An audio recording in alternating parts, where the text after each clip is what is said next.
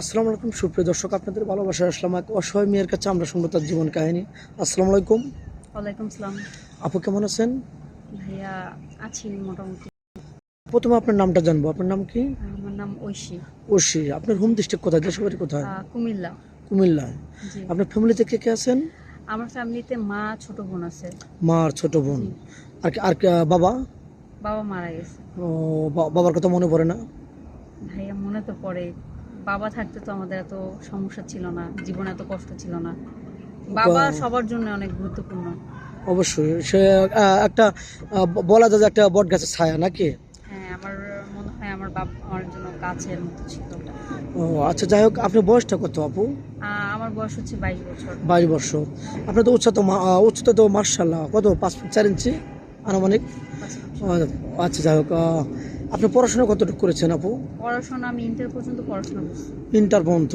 আর পড়াশোনা করার ইচ্ছা হয়নি? ভাইয়া হইছে, কিন্তু বাবা মারা গেছে, এরপর আর পড়াশোনাটা করা হয়নি। ও, এরপরে পড়াশোনা করতে পারো না, আগ্রহ ছিল না? আমার এখন এখন আগ্রহ আছে। আমাদের এই ক্যামেরার সামনে কি জন্য আসছো? অর্থ সহযোগিতা লাগবে না শুধু বিয়ার জন্য? হ্যাঁ, আমি সব কিছুই তো মানুষের দরকার। আমার তো বাবা নাই, আমার মা, ছোট বোন। আমার মা সেলাই কাজ করে, এভাবে সংসার তো চালানো সম্ভব না। আমি চাই একটা মানুষ আমার পাশে দাঁড়াক। হ্যাঁ, আমি হাজার মানুষ চাই না, 2-4 জন চাই না, একটা মানুষই চাই যে মানুষটা আমার পাশে থাকুক আর আমাকে ভালোবাসুক। এইটু। ও, বুঝতে অনেক পারছি। ভাইয়া, অনেক লাঞ্ছনা, অনেক অন্যায় করা হয়েছে আমাদের সাথে। আমাদের চাচারা, আমাদের আত্মীয় স্বজনরা সবাই আমাদের সাথে অন্যায় করছে। তো এগুলা আসলে খুব কষ্ট। আমার বাবা থাকলে হয়তো বা কষ্টটা হইতো না। তা আমি চাই আমার বাবার মতো এরকম একটা জীবন সঙ্গী যে আমার পাশে থাকুক। ও, বুঝতে পারছি। যাই হোক, আপনার দেখতে মার্শাল্লাহ অনেক সুন্দর। আপনি তো মুসলমান, নামাজ কালাম তো পড়া হয়? জি ভাইয়া, নামাজ কালাম। আচ্ছা, আপনি তো দেখতে অনেক সুন্দর, অনেক কিউট, উসালাম বাবা আল্লাহ রকম, খুব খারাপ না, অনেক ভালো। তো যাক, আপনার কি কোনো স্মার্ট ছেলে লাগবে নাকি কালো হলে না চলবে? ভাইয়া, মানে যে দেখতে কেমন হবে এটা আমার কোনো ইয়া নাই। যেমনই হোক না কেন, মনটা ভালো হইতে হবে। আমাকে ভালোবাসবে এরকমই।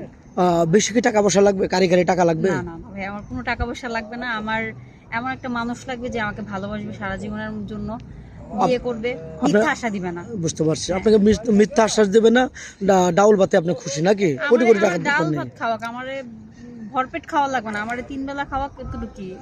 ও, আমার আচ্ছা স্বর্ণ গাড়ি এগুলো আর কোনো প্রয়োজন আচ্ছা, নেই। কোনো এই ভিডিও তো পাবলিক হচ্ছে, দেশ প্রবাস থেকে দেখছে। কোনো পরশুবাই যদি বিয়ে শাদী করে আপনাকে বাইরে নিয়ে যেতে চায়, আপনাকে যাবেন?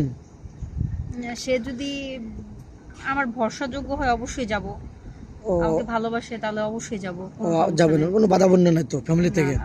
আচ্ছা, আপনার কি ফোন আছে? অনেক কথা বললাম, 2-4-5 মিনিট কারো জীবন গল্প শেষ করা যায় না। আপনার কি ফোন আছে? না ভাই, আমার ব্যক্তিগত কোনো মোবাইল ফোন নাই। আমার কি বলে, মানে যে কোনো কারণে হোক ফোনটা আসলে নষ্ট হয়ে গেছে? একটা ফোন ছিল নষ্ট, এখন আপাতত ফোন নেই। না ভাইয়া। কারো জীবন গল্প 2-4-5 মিনিটের মতো শেষ করা যায় না। নেক্সট আবার আসবো। আর আমি চাই যে মেয়েটা একটা সারা পাবে ইনশাল্লাহ। তো যাই হোক, আর ফোন নেই, আমাদের নাম্বার দেওয়া থাকবে। কেউ ভিডিও কল দেবেন না, ভিডিও কল দিলে ব্লক করতে বাধ্য হবো। আমাদের ইমো নাম্বার, হোয়াটসঅ্যাপ নাম্বার দেওয়া থাকবে স্ক্রিনে। ভালো থাকবেন, সুস্থ থাকবেন, এই বলে শেষ করে দিলাম। আল্লাহ হাফেজ।